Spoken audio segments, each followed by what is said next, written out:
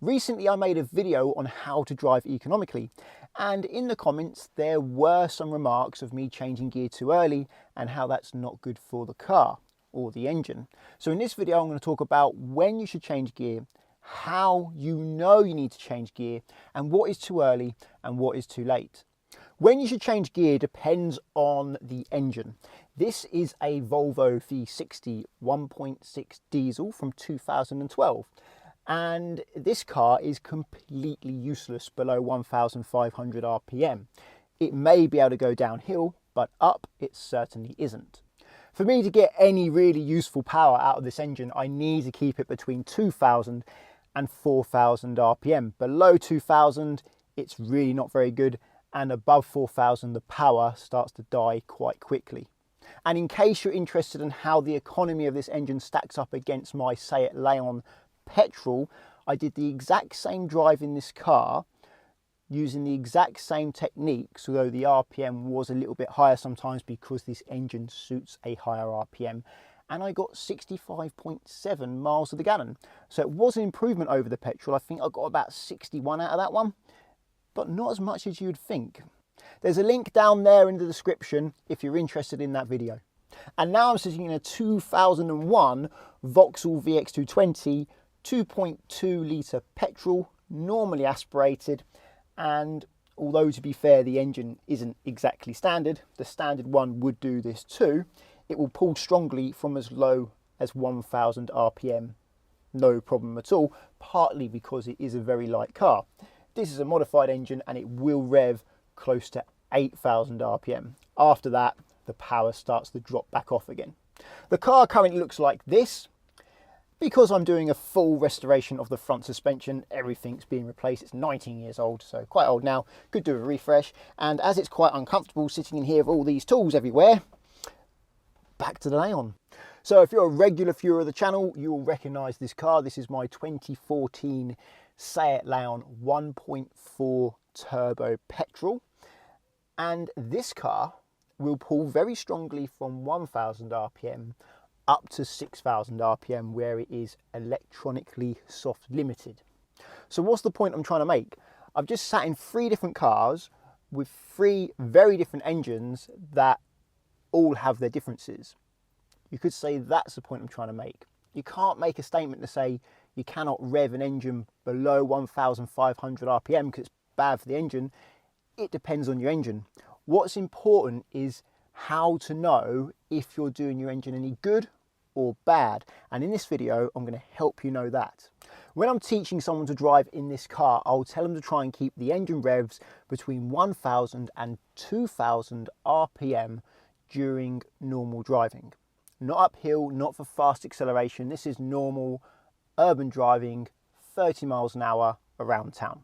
But I would also say that you may have to keep the revs as high as 1,500 to 2,500 RPM depending on your engine type. How do you know what suits your engine? Well, you've got to listen and you've got to feel.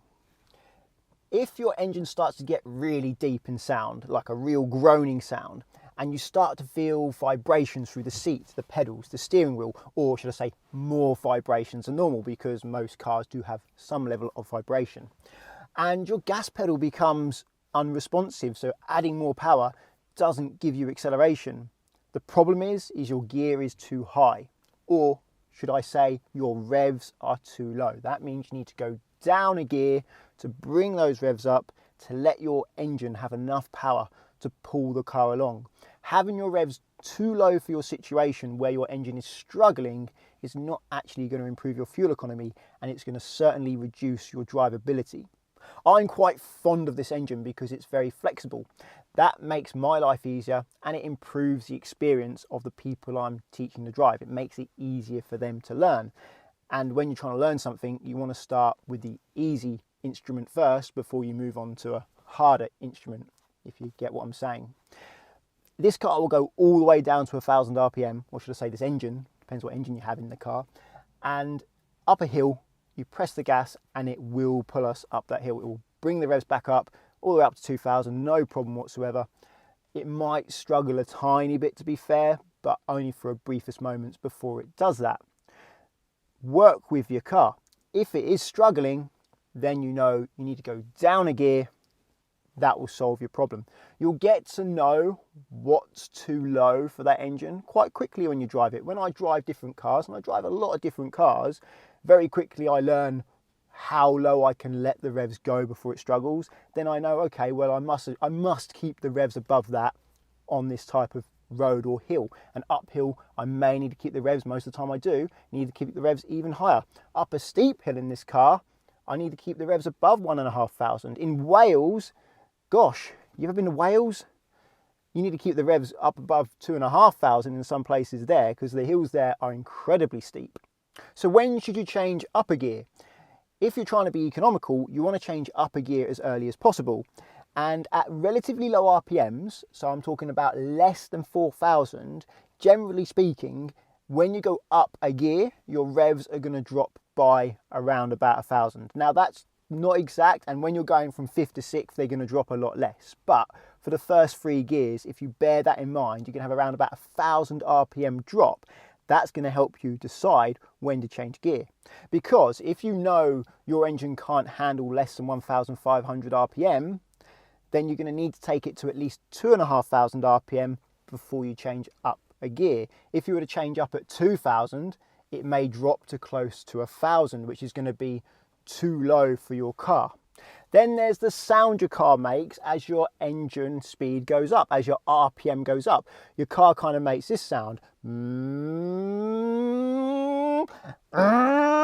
Like, you know, sometimes it sounds a bit angry. And when I teach people, they think, oh, I don't like that sound. The engine sounds angry. It doesn't sound happy. Or often I hear the word struggle, and I think, well, that's the opposite of struggling. When your engine's making a higher pitched sound, a louder sound, it's far from struggling. It wants to rev, and it's producing a lot of power, which means as it's producing a lot of power, it finds it very easy to push your car along. When your engine is quiet or making a deep sound, it's producing a very small amount of power. And that small amount of power makes it very hard for the engine to push the car along. So revs are useful. Don't be afraid of revs. They give your engine more power, which enables you to go up steep hills and accelerate more quickly. But what they don't do is make your car more economical. You can't really over rev a modern engine because they're all electronically limited. Some are soft limited, where the revs just stop increasing, or they're hard limited, where they'll bounce off a hard limiter. If you've ever heard a car go nun, nun, nun, nun, nun, nun, nun, that's because they're revving to their maximum, fuel's being cut or ignition's being cut. As the revs drop, then the fuel or ignition gets reinstated again, then it revs up again and it bounces off the maximum it can do. You don't want to be doing that, and if you're driving normally, you're not going to be taking the revs to its limit. So to keep things simple, you don't want your car to struggle. If your car starts making a deep sound, it starts vibrating more than usual, you need to go down a gear. And if you want to be economical, you want to change up gears as early as possible, so long as that upshift doesn't make your car struggle or your engine struggle. If it does make the engine struggle, then you know, okay, I changed up too early that time, next time I'll leave it a little bit later. A little bit of trial and error will teach you the needs of your car. However, if you want to accelerate quickly, or you need to climb a steep hill, you need to make those engine revs go higher.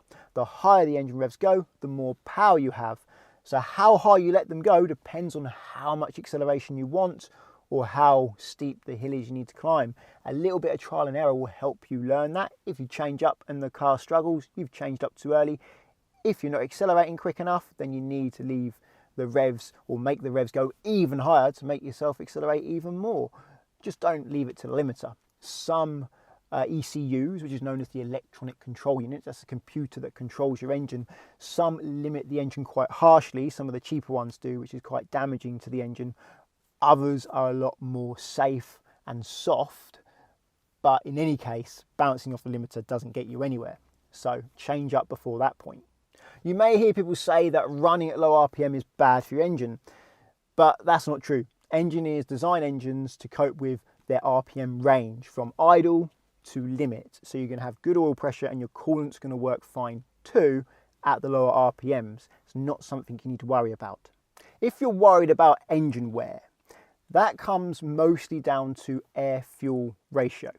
Modern cars all have fuel injection, so the fuel and air ratio is electronically controlled accurately all the time, whatever the conditions, hot day, cold day, different ambient pressures, it gets it bang on. And then you have a sensor called a lambda sensor or an O2 sensor in the exhaust that measures the amount of O2, oxygen left in the exhaust, and it trims the fuel to make it perfect, which is why modern engines last so long. If you've got an old A series engine out of an original Mini, it's going to need rebuilding after 80,000 miles, but a modern engine, as long as you change the oil and change the cam belt and even the cam chain, because they don't last forever, those things, your engine will go on and outlive the car. Engines do 500,000 miles regularly. It's not uncommon. So if your engine gets too much fuel or too little fuel, it does accelerate the wear. And the reason why I'm telling you this, because a lot of people believe that if you're running low RPMs, you're running at a rich mixture, you're hurting the engine, which washes, if you give too much fuel, that washes the cylinders of oil, which increases your wear. But that's not true. Your computer, it might be true in an old carburettor car. I've never really had much dealings with them, only very early in my driving life. But a modern car, the computer knows how much fuel your engine can accept. And here is a table, I'll bring it up on your screen, at 1,250 RPM. And at 40% throttle, your injector is open. This is my hobby car, the map for my hobby car. It's open for 62.4 milliseconds. But if you press the gas pedal all the way down to the floor, at 100% throttle, it's still only open for 63.5 milliseconds, 1.1 milliseconds more, because the computer knows that adding more fuel is not going to add power, it's just going to wear the engine more quickly, which is a big reason why engines last so long now. Something else this table shows, this fuel map shows, is that if you increase the RPM by 1,000, even if you half the throttle, so if you give half the percentage of throttle at 1,000 RPM more, you're still using more fuel. The reason why I say half the throttle, because normally if you've got a higher RPM, you don't need to add as much gas because the engine's producing more power anyway. So as far as I can tell, whichever way I do the maths here, you're using more fuel at higher RPM than you are at lower RPM. So making your engine not struggle, but be close to that point where it would start to struggle, does actually save you fuel. If you're practicing without an instructor, make sure you have insurance. Get £20 off via the link in the description to Collingwood, who provides specialist learner insurance that allows you to practice in a friend or family member's car without risking their no claims bonus. If you want to insure your own car, click on the link to confused.com. I have found that they have the widest selection of cheap insurers for young drivers. Well, I hope this video helps you know when to change gear and maybe educates you a little bit more about why cars last longer. Not that important if you're trying to drive, to be honest, but might be interesting. If you think it helps, give the video a like and subscribe to get my future videos. I'm Richard, this is Conquer Driving, and until the next one, cheerio.